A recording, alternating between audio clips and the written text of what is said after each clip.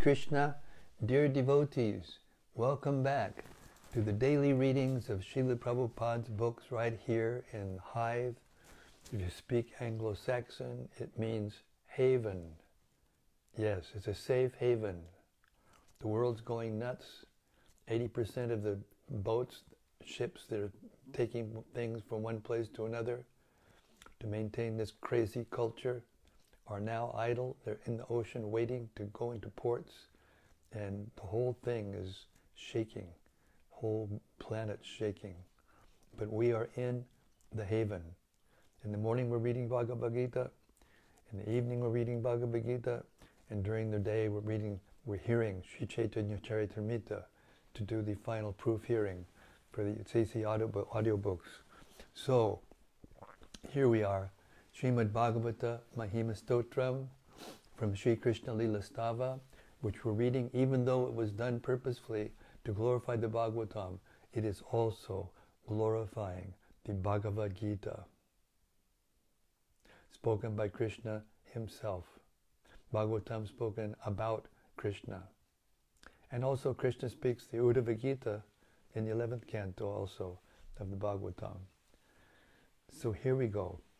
Sarva Shastrabdi Piyusha, Sarva Vedaika Satpala, Sarva Siddhanta Ratnaja, Sarva Lokaika Drikprada. O nectar of the ocean of all scriptures, singular fruit of all the Vedas, rich mine of the precious gems of all conclusive truths, you are the only giver of sight to all the worlds. Sarva Bhagavata Prana, Srimad Bhagavata Prabho, Kalidvandoditaditya, Sri Krishna Parivartita. O life air of all the Supreme Lord's devotees, O Master, Srimad Bhagavatam, you are the sun risen in the darkness of Kali. You are the exact image of Sri Krishna. Paramananda Pataya, Prema Varshak Shadhayate, Sarvada Sarvasevyaya, Sri Krishnaya Namostume. I bow down to you who are supremely blissful to read. Your every syllable pours down a flood of prema. You can always be served by everyone. You are Sri Krishna himself. Madeka Bando Matsangin, Madguro Man Mahadana, Mannishtadaka Madbhagya, Madhananda Namostute. My only friend, my constant companion, my spiritual master, my great wealth, my savior, my good fortune, my source of ecstasy, I bow down to you. Asadu, sadutadayin, atini chochatakada, hanamun jagadachin mam, premna rit kantayokspura. O bestower of saintliness to the unsaintly, O exalter of the most fallen, please never leave me. Always appear in my heart and my voice with pure love. Om Namo Bhagavate Vasudevaya. Om Namo Bhagavate Vasudevaya. Om Namo Bhagavate Vasudevaya. All right. Bhagavad-gita As It Is, Chapter 1, beginning from text 23. Yotsamanan aviksheham ya ete trasamagataha dartarastrasya durvurder yudhe priya chakirshava. Let me see those who have come here to fight, wishing to please the evil-minded son of Dhritarashtra. Purport. It was an open secret that Duryodhana wanted to usurp the kingdom of the Pandavas by evil plans in collaboration with his father, Dhritarashtra. Therefore, all persons who had joined the side of Duryodhana must have been birds of the same feather. Arjuna wanted to see them on the battlefield before the fight was begun, just to learn who they were, but he had no intention of proposing peace negotiations with them. It was also a fact that he wanted to see them to make an estimate of the strength which he had to face, although he was quite confident of victory because Krishna was sitting by his side. Text 24. Sanjaya uvacha evam ukto rishikesho gudakeshena bharata senayor ubayor madhye stapayitva ratotamam. Sanjaya said, O descendant of Bharat, having thus been addressed by Arjuna, Lord Krishna drew up the fine chariot in the midst of the armies of both parties. Purport. In this verse, Arjuna is referred to as Gudakesha. Gudaka means sleep, and one who conquers sleep is called Gudakesha. Sleep also means ignorance. So Arjuna conquered both sleep and ignorance because of his friendship with Krishna. As a great devotee of Krishna, he could not forget Krishna even for a moment, because that is the nature of a devotee. Either in waking or in sleep, a devotee of the Lord can never be free from thinking of Krishna's name, form, qualities, and pastimes. Thus, a devotee of Krishna can conquer both sleep and ignorance simply by thinking of Krishna constantly. This is called Krishna consciousness, or samadhi. As Rishikesha, or the director of the senses and mind of every living entity, Krishna could understand Arjuna's purpose in placing the chariot in the midst of the armies. Thus he did so and spoke as follows. Text 25. In the presence of Bhishma, Drona, and all the other chieftains of the world, the Lord said, just behold, Partha, all the Kurus assembled here. Purport. As the supersoul of all living entities, Lord Krishna could understand what was going on in the mind of Arjuna. The use of the word Rishikesha in this connection indicates that he knew everything. And the word Partha, meaning the son of Pritha or Kunti, is also similarly significant in reference to Arjuna. As a friend, he wanted to inform Arjuna that because Arjuna was the son of Pritha, the sister of his own father, Vasudeva, he had agreed to be the charioteer of Arjuna. Now, what did Krishna mean when he told Arjuna to behold the Kurus? Did Arjuna want to stop there and not fight? Krishna never expected such things from the son of his aunt Pritha.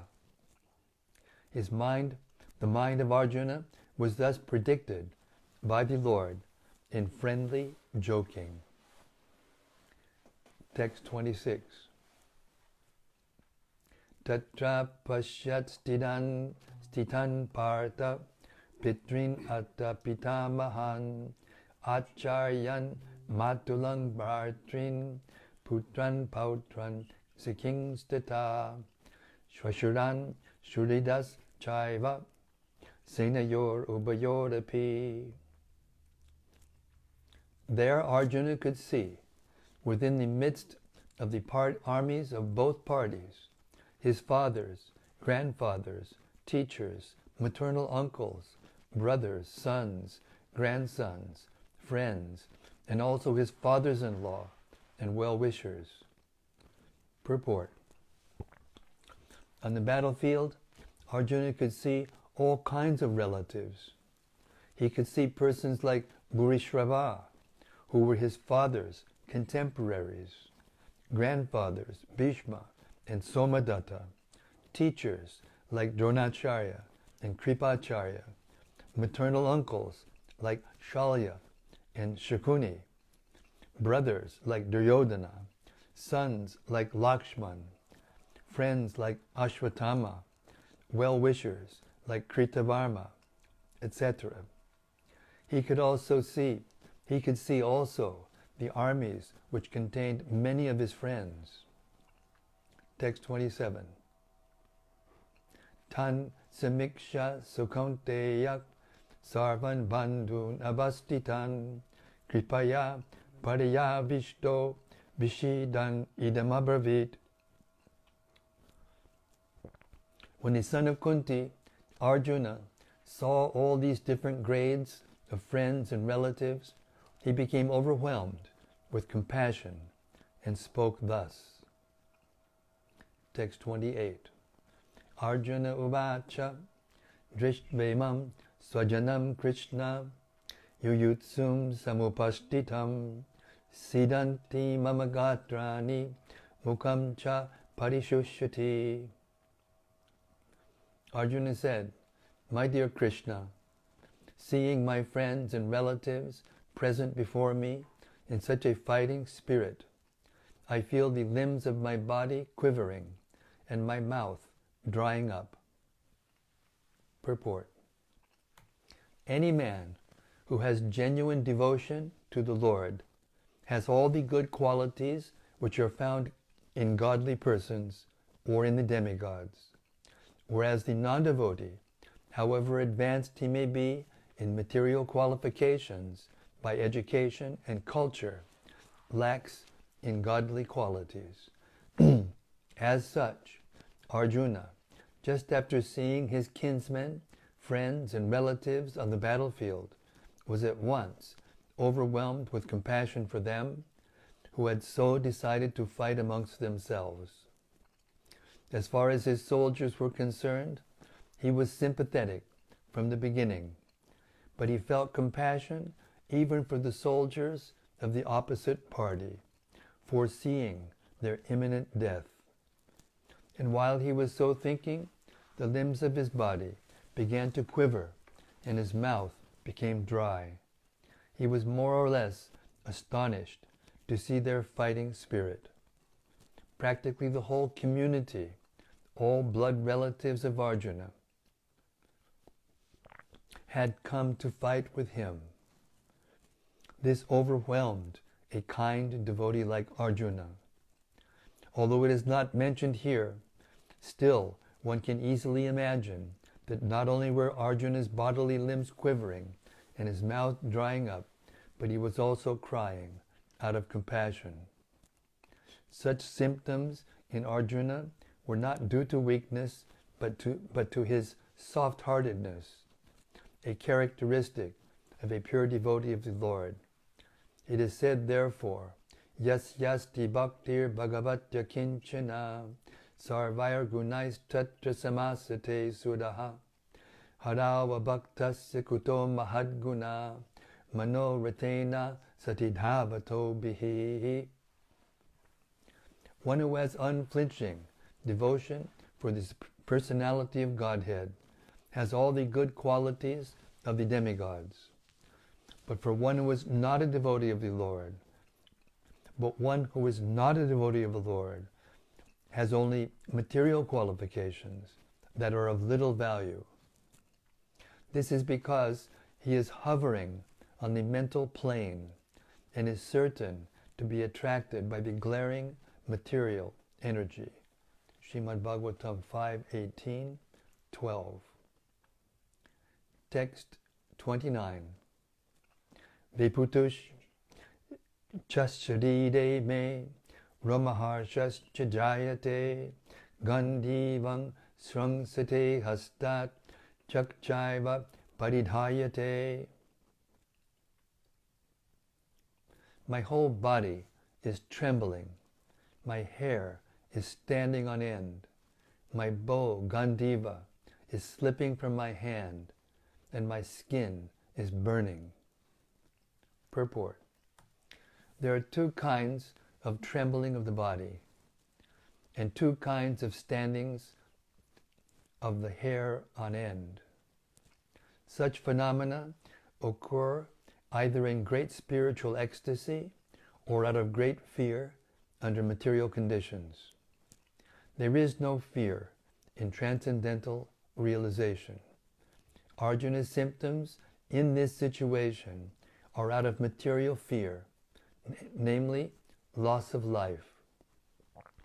This is evident from other symptoms also.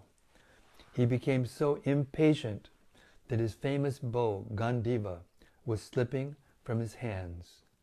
And because his heart was burning within him, he was feeling a burning sensation of the skin. All these are due to a material conception of life. Text 30. Natcha shuknomyabastatum brahmativa chame mana nimitani chapashyami viparitani keshava. I am now unable to stand here any longer. I am forgetting myself, and my mind is reeling. I see only causes of misfortune, O Krishna, killer of the Keshi demon. Purport. Due to his impatience, Arjuna was unable to stay on the battlefield, and he was forgetting himself on account of this weakness of his mind. Excessive attachment for material things puts a man in such a bewildering condition of existence. Bhayam dutiya binibeshatak syat. Bhagavatam 11:2, 37. Such fearfulness and loss of mental equilibrium takes place in persons who are too affected by material conditions. Arjuna envisioned only painful reverses in the battlefield. He would not be happy even by gaining victory over the foe. The words nimitani vipaditani are significant. When a man sees only frustration in his expectations, he thinks, why am I here? Everyone is interested in himself and his own welfare. No one is interested in the Supreme Self. Arjuna is showing ignorance of his real self-interest by Krishna's will. One's real self-interest lies in Vishnu or Krishna. The conditioned soul forgets this and therefore suffers material pains. Arjuna thought that his victory in the battle would only be a cause of lamentation for him. Text 31. Nachashreyo nupashyami hatva swajanamahave nakankshe vijayam Krishna nacharajam sukhanicha. I do not see how any good can come from killing my own kinsmen in this battle, nor can I, my dear Krishna, desire any subsequent victory, kingdom, or happiness. Purport.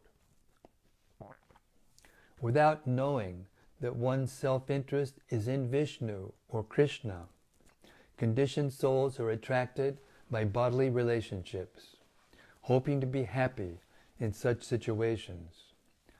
In such a blind conception of life, they forget even the causes of material happiness. Arjuna appears to have even forgotten the moral codes for a Kshatriya. It is said that two kinds of men, namely the Kshatriya who dies on the battlefield and the person in the renounced order of life who is absolutely devoted to spiritual culture, are eligible to enter into the sun globe, which is so powerful and dazzling. Arjuna is reluctant even to kill his enemies, let alone his relatives. He thinks that by killing his kinsmen, there would be no happiness in his life, and therefore he is not willing to fight. just as a person who does not feel hunger is not inclined to cook. He has now decided to go into the forest and live a secluded life in frustration. But as a Kshatriya, he requires a kingdom for his subsistence, because the Kshatriyas cannot engage themselves in any other occupation. But Arjuna has no kingdom.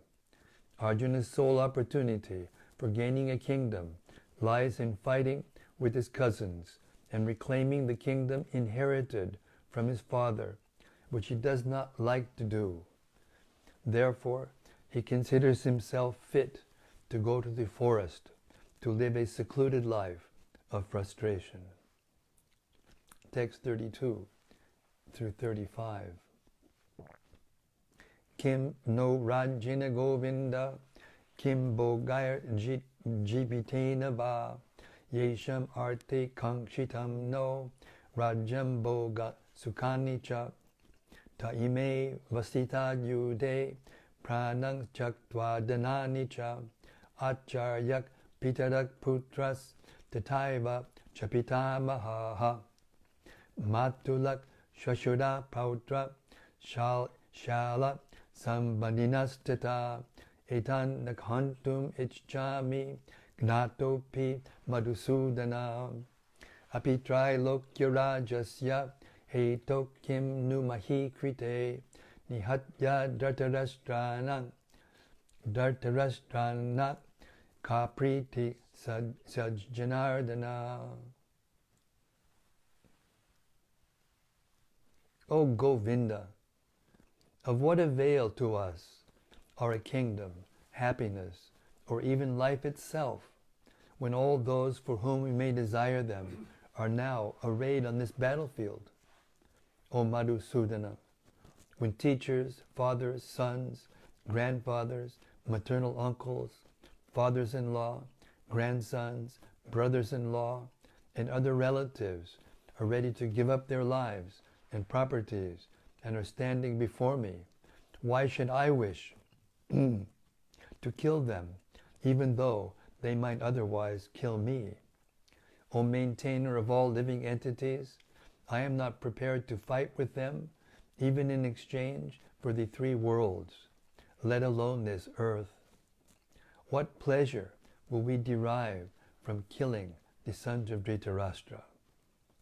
Purport. Arjuna had addressed Lord Krishna as Govinda because Krishna is the object of all pleasures for cows and the senses. By using this significant word, Arjuna indicates that Krishna should understand what will satisfy Arjuna's senses. But Govinda is not meant for satisfying our senses. If we try to satisfy the senses of Govinda, however, then automatically our own senses are satisfied. Materially, everyone wants to satisfy his senses, and he wants God to be the order supplier for such satisfaction. The Lord will satisfy the senses of the living entities as much as they deserve, but not to the extent that they may covet. But when one takes the opposite way, namely, when one tries to satisfy the senses of Govinda without desiring to satisfy one's own senses, then by the grace of Govinda, all desires of the living entity are satisfied. Arjuna's deep affection for community and family members is exhibited here partly due to his natural compassion for them. He is therefore not prepared to fight. Everyone wants to show his opulence to friends and relatives, but Arjuna fears that all his relatives and friends will be killed on the battlefield, and he will be unable to share his opulence after victory. This is a typical calculation of material life. The transcendental life, however, is different. Since a devotee wants to satisfy the desires of the Lord, he can, Lord willing, accept all kinds of opulence for the service of the Lord. And if the Lord is not willing, he should not accept a farthing. Arjuna did not want to kill his relatives, and if there were any need to kill them, he desired that Krishna kill them personally. At this point, he did not know that Krishna had already killed them before their coming into the battlefield, and that he was only to become an instrument for Krishna. This fact is disclosed in following chapters. As a natural devotee of the Lord, Arjuna did not like to retaliate against his miscreant cousins, but it was the Lord's plan that they should all be killed. The devotee of the Lord does not retaliate against the wrongdoer, but the Lord does not tolerate any mischief done to the devotee by the miscreants. The Lord can excuse a person on his own account, but he excuses no one who has done harm to his devotees. Therefore the Lord was determined to kill the miscreants, although Arjuna wanted to excuse them. Text 36. Papam eva sharyad asman hatvaitan atatayinaha tasman narha vayam hantum dhritarashtrân sabandhavan swajanam hikadang hatma sukhinak syama madhava. Sin will overcome us if we slay such aggressors. Therefore, it is not proper for us to kill the sons of Dhritarashtra and our friends. What should we gain, O Krishna, husband of the goddess of fortune? And how could we be happy by killing our own kinsmen? Purport. According to Vedic injunctions, there are 6 kinds of aggressors. 1. A poison giver. 2. One who sets fire to the house. 3. One who attacks with deadly weapons. 4. One who plunders riches. 5. One who occupies another's land. And 6. One who kidnaps a wife. Such aggressors are at once to be killed, and no sin is incurred by killing such aggressors. Such killing of aggressors is quite befitting an ordinary man. But Arjuna was not an ordinary person. He was saintly in character, and therefore he wanted to deal with them in saintliness. This kind of saintliness, however, is not for a Kshatriya. Although a responsible man in the administration of a state is required to be saintly, he should not be cowardly. For example, Lord Rama was so saintly that people even now are anxious to live in the kingdom of Lord Rama, Ram Raja. But Lord Rama never showed any cowardice. Ravana was an aggressor against Rama because Ravana kidnapped Rama's wife, Sita. But Lord Rama gave him sufficient lessons, unparalleled in the history of the world. In Arjuna's case, however, one should consider the special type of aggressors, namely his own grandfather, own teacher, friends, sons, grandsons, etc. Because of them, Arjuna thought that he should not take the severe steps necessary against ordinary aggressors. Besides that, saintly persons are advised to forgive. Such injunctions for saintly persons are more important than any political emergency. Arjuna considered that rather than kill his own kinsmen for political reasons, it would be better to forgive them on grounds of religion and saintly behavior. He did not, therefore, consider such killing profitable, simply for the matter of temporary bodily happiness. After all, kingdoms and the pleasures derived therefrom are not permanent, so why should he risk his life and eternal salvation by killing his own kinsman. Arjuna's addressing of Krishna as Madhava, or the husband of the goddess of fortune, is also significant in this connection. He wanted to point out to Krishna that as husband of the goddess of fortune, he should not induce Arjuna. He wanted to point out to Krishna that, as husband of the goddess of fortune, he should not induce Arjuna to take up a matter which would ultimately bring about misfortune. Krishna, however, never brings misfortune to anyone, to say nothing of his devotees. Text 37 and 38.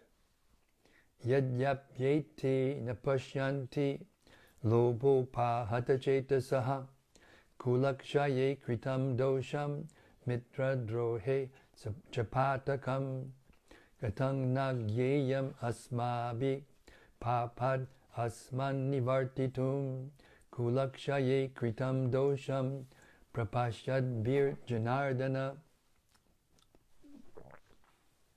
O Janardan, although these men, their hearts overtaken by greed, see no fault in killing one's family or quarreling with friends, why should we, who can see the crime in destroying a family, engage in these acts of sin? Purport. A Kshatriya is not supposed to refuse to battle or gamble when he is so invited by some rival party. Under such obligation, Arjuna could not refuse to fight, because he had been challenged by the party of Duryodhana. In this connection, Arjuna considered that the other party might be blind to the effects of such a challenge. Arjuna, however, could see the evil consequences and could not accept the challenge. Obligation is actually binding when the effect is good, but when the effect is otherwise, no one can be bound. Considering all these pros and cons, Arjuna decided not to fight. Text 39. Kulakchaye pranashyanti kuladharmak sanatanaha dharme nashte kulang kritsnam adharmo vibhavatyuta. With the destruction of the dynasty, the eternal family tradition is vanquished, and thus the rest of the family becomes involved in irreligion. Purport. In the system of the Varnashram institution, there are many principles of religious traditions to help members of the family grow properly and attain spiritual values. The elder members are responsible for such purifying processes in the family, beginning from birth to death. But on the death of the elder members, such family traditions of purification may stop, and the remaining younger family members may develop irreligious habits and thereby lose their chance for spiritual salvation. Therefore, for no other purpose should the elder members of the family be slain. Therefore, for no purpose should the elder members of the family be slain. Text 40. Adharma bibhavat Krishna pradushanti kulastriyaha strishu dushtashu varshneya strishu dushtasu varshneya jayate varnasankaraha. When irreligion is prominent in the family, O Krishna, the women of the family become polluted, and from the degradation of womanhood, O descendant of Vrishni, comes unwanted progeny. Purport.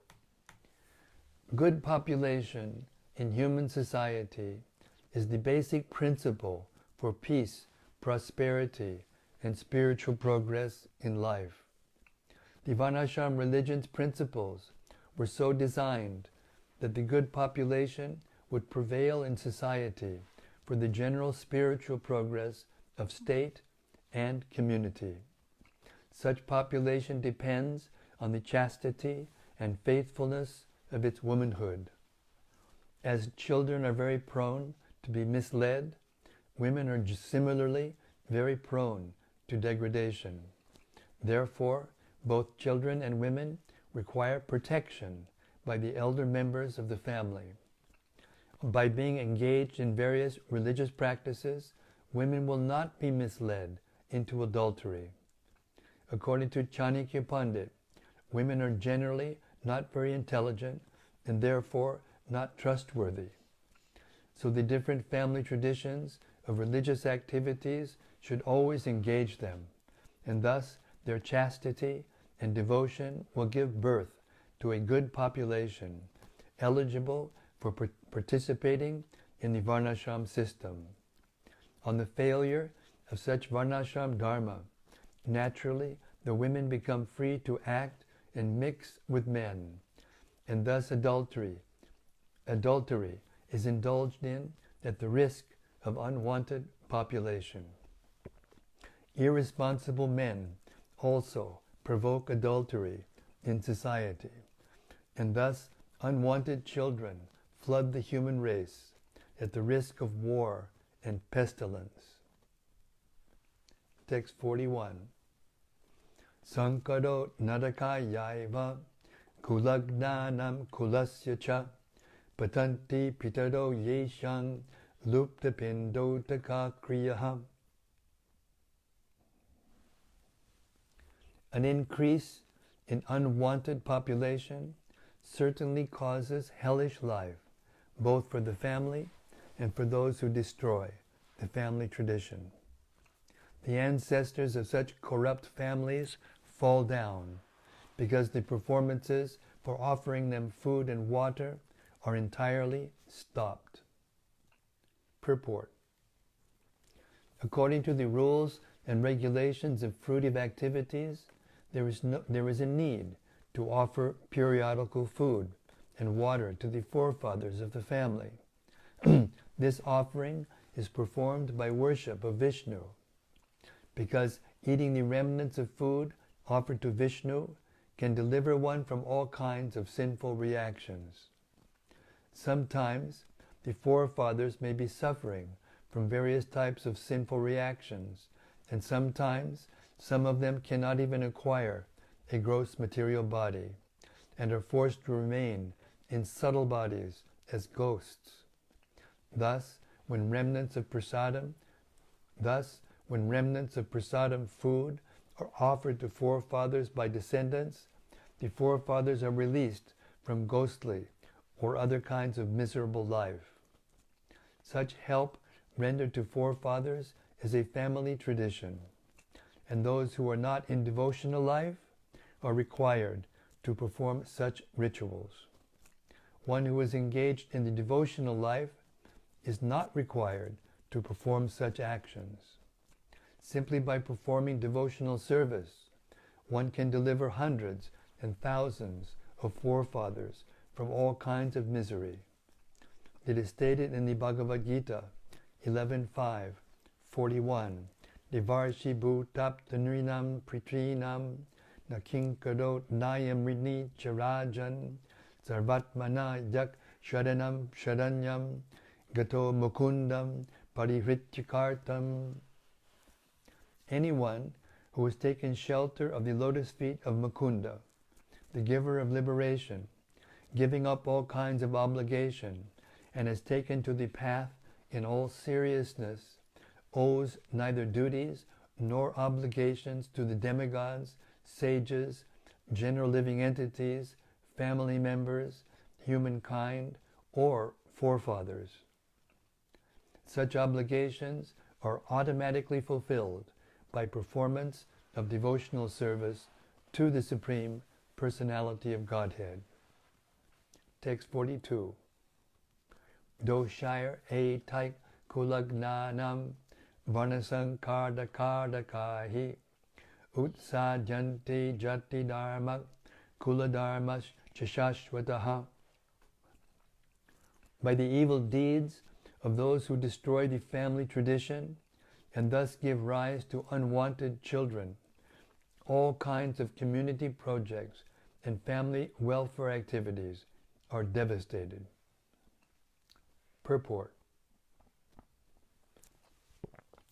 Community projects for the four orders of human society, combined with family welfare activities as they are set forth by the institution of Sanatana Dharma or Varnashram Dharma, are designed to enable the human being to attain his ultimate salvation.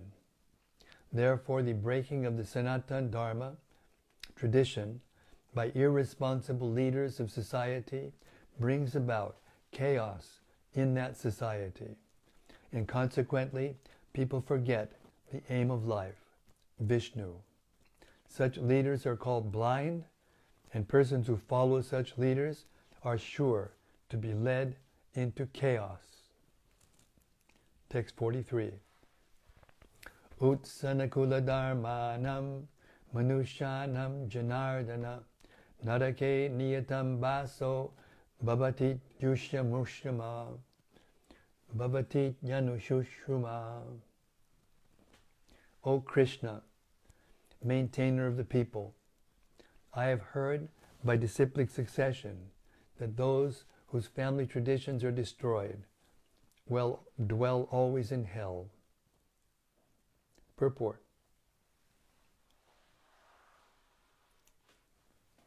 Arjuna bases his argument not on his own personal experience, but on what he has heard from the authorities.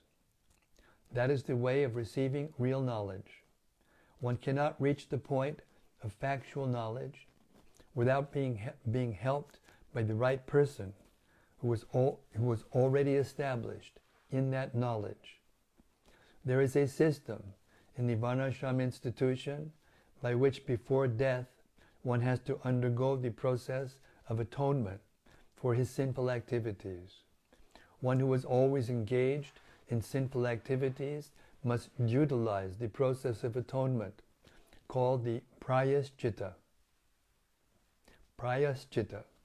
Without doing so, one surely will be transferred to hellish planets to undergo miserable lives as a result of sinful activities. Text 44. Aho bata mahat papam kartum vyapasita vayam yad rajya sukha lobena hantum swajanamudyataha. Alas, how strange it is that we are preparing to commit greatly sinful acts. Driven by the desire to enjoy royal happiness, we are intent on killing our own kinsmen. Purport.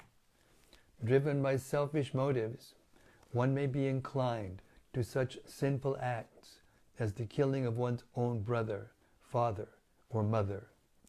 There are many such instances in the history of the world. But Arjuna, being a saintly devotee of the Lord, is always conscious of moral principles and therefore takes care to avoid such activities.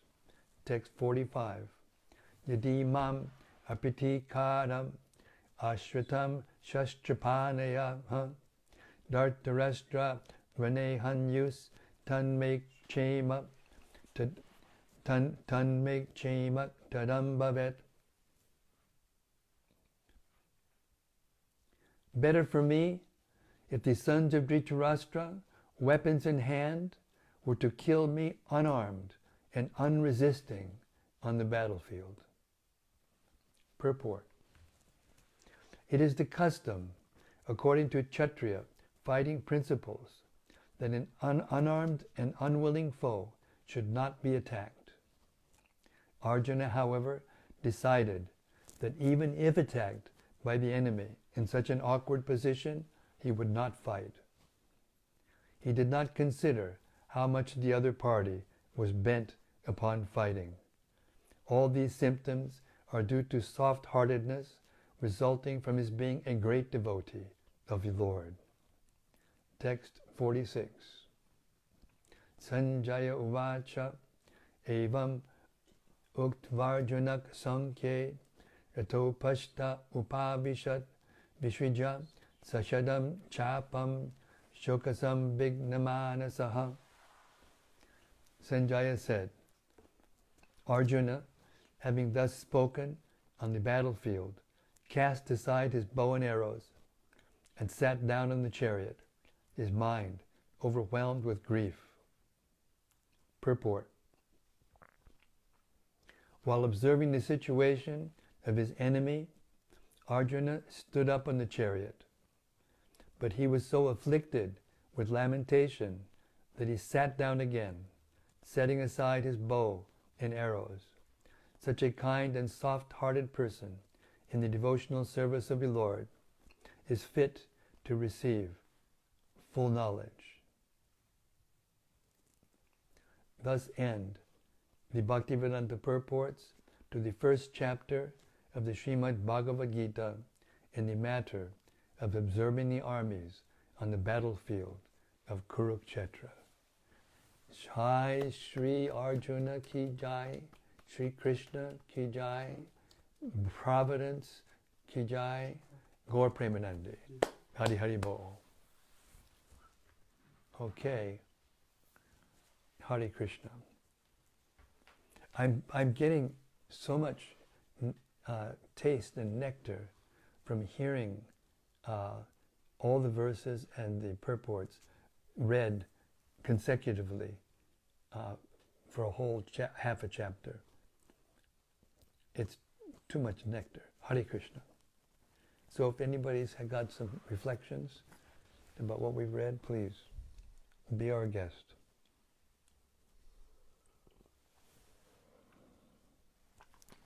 First is a comment from Bhaktamatsu. Bhaktamatsu, Hare Krishna. He says, please accept my most humble obeisances. All glories to Srila Prabhupada.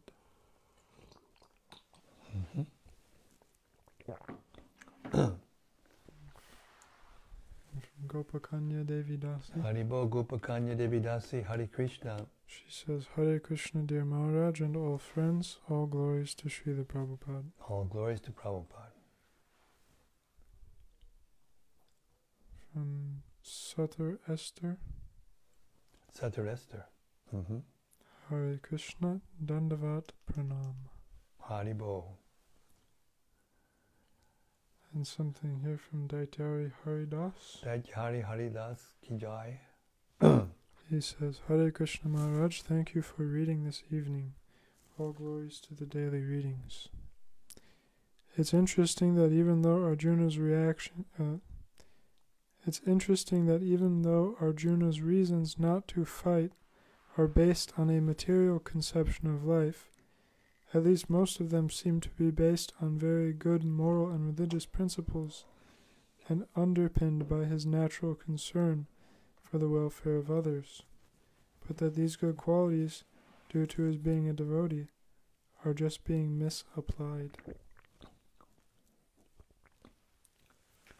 In light of the statement in the introduction that the Gita is best understood by someone with qualities similar to Arjuna, it gives extra significance to the causeless mercy of Lord Chaitanya and Prabhupada in giving this opportunity to people who have no qualification. But it also makes me realize how much I have to deal with myself and my own bad qualities. I think this is a very nice reflection, Daityari Haridas. It's very nice. It shows that you're hearing and thoughtful, thinking about it thoughtfully. The fact is that later on in the Gita, Krishna asks Arjuna to rise above the modes of nature, because the Vedas, as it says in that verse also, mainly deal with the three modes of material nature. The vast body of Vedic knowledge, most of it is dealing with pious life that can improve our life in this plane or in higher planes of existence in the material world. And it doesn't have anything to do with the deliverance of the soul to the spiritual world, which is actually the goal of life. Now, it's true that the purpose of the Varnashram system is to create a peaceful atmosphere where everybody knows what their roles are and they're acting according to those roles properly, according to Dharma and according to the laws of nature. So all those, as you pointed out, are actually true. They're dharmic principles. But if you leave out Krishna consciousness, then you have a life of birth after birth after birth after birth, having to play out or act out our pious activities and our impious activities. We get happiness from the pious activities and unhappiness or misery from the unpious or the impious activities. But both the reactions to pious and impious activities bring us back to this material world.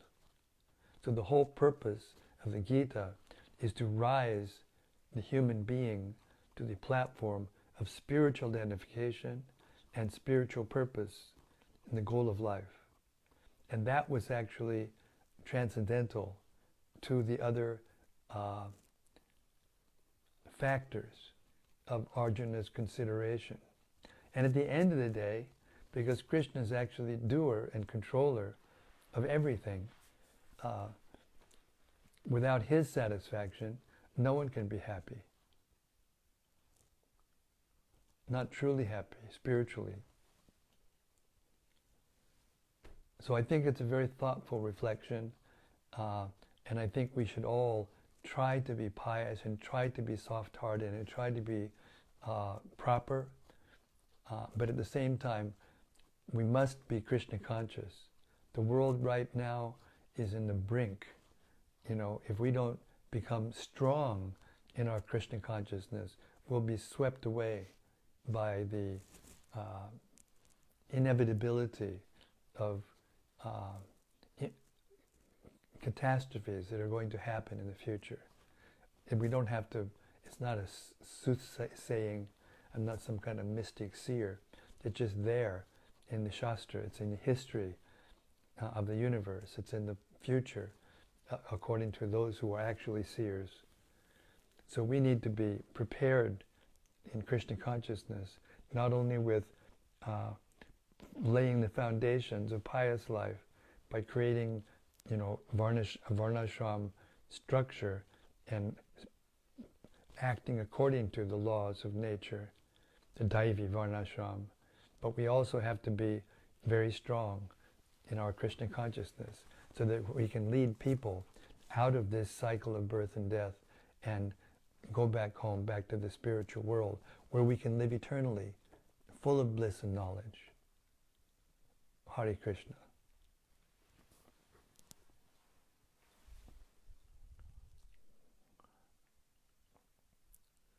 Next is from Rati Manjari.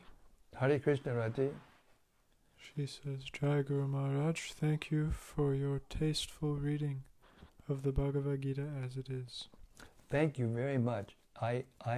We're living in a sandwich here, me and Abhaya. We hear the Bhagavad-gita a chapter a day in the morning, and now we're hearing the Bhagavad-gita in the evening. We have this sandwich, and the rest of the day we're doing devotional service. And it's really tasty. And all of your association is giving the condiments and the spices and the tastes that make it very sweet. Thank you very much. She also has a small question.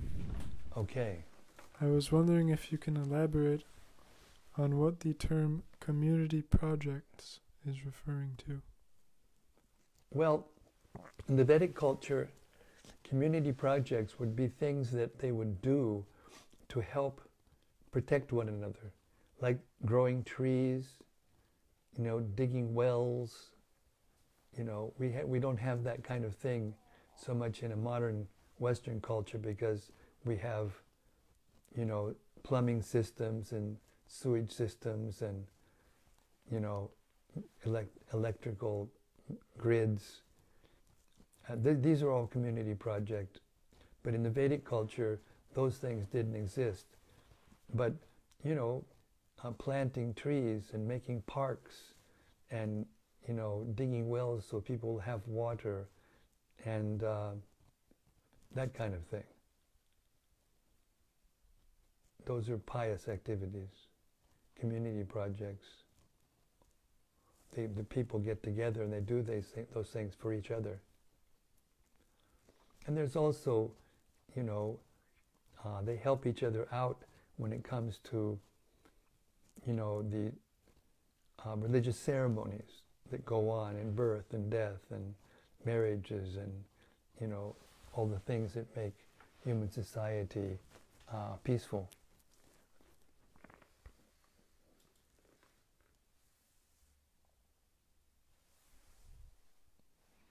And one important point was how women need to be protected. In this chapter we learn that they're so dear and so important, the fair sex. That's why the wives are called, the better half. Because when they're pious and they're religious and they're pure, then the children that come from their wombs are good and capable of following and listening, hearing, and living according to religious principles. Hare Krishna. Next is from Yadutama. Yes. He says, Hare Krishna Gurudev, please accept my humble obeisances and all glories to Prabhupada. Jai, glories to Prabhupada. It always amazes me how Arjuna's worries are a bit prophetic about what is happening now in Kali Yuga. It also amazes me that by practicing Krishna consciousness, all the negative effects of Kali Yuga are counteracted. Thank you, Srila Prabhupada. Yes, all glories to Prabhupada. And this is Lord Chaitanya's special mercy to us. We appeared on the planet around 500 years ago or so, depending on how old we are. Yes, it's a great benefit. Yes, a very nice comment. Thank you. Next is from Vrajaloka. Haribo Vrajaloka. She says, Hare Krishna, dear Guru Maharaj, please accept my humble obeisances. All glories to Srila Jai, Prabhupada. all glories to Srila Prabhupada. Thank you for today's reading. Today I understood more deeply that the cause of the confusion of the mind is excessive attachment to material things, and one's being overly influenced by material circumstances. Thank you so much for helping us to detach from material things by helping us to develop attachment for Srila Prabhupada's transcendental books. Yes. That's a wonderful realization. Thank you. These books are the best protection. If we associate with this knowledge, material circumstances cannot affect us too much. That's right. That's exactly right. Thank you. Well said. All glories to your service. All glories to Srila Prabhupada. All glories to the listeners of Srila Prabhupada's books. The serious listeners.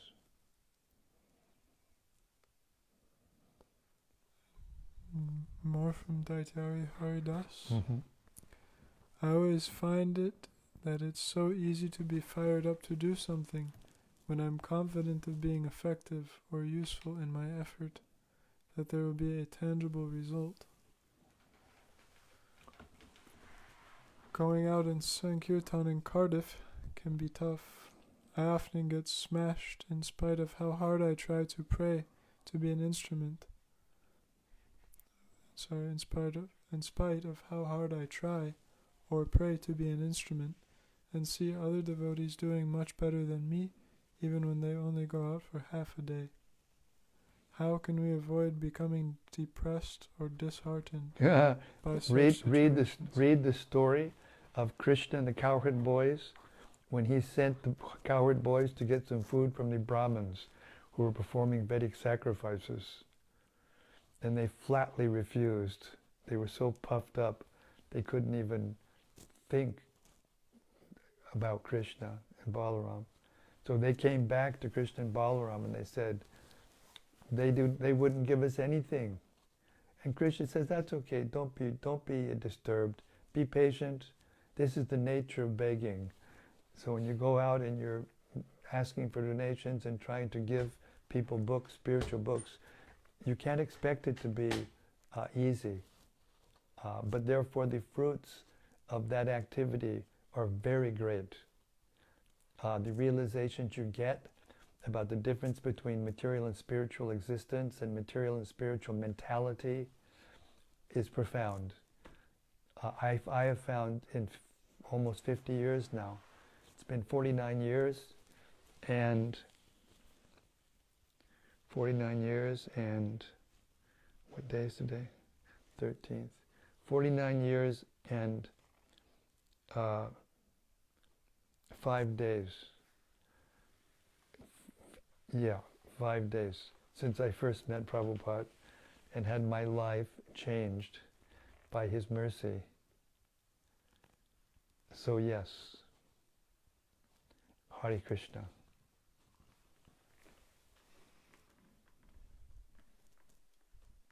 Rati Manjari says, thank you. Interesting. Very interesting and not stupid.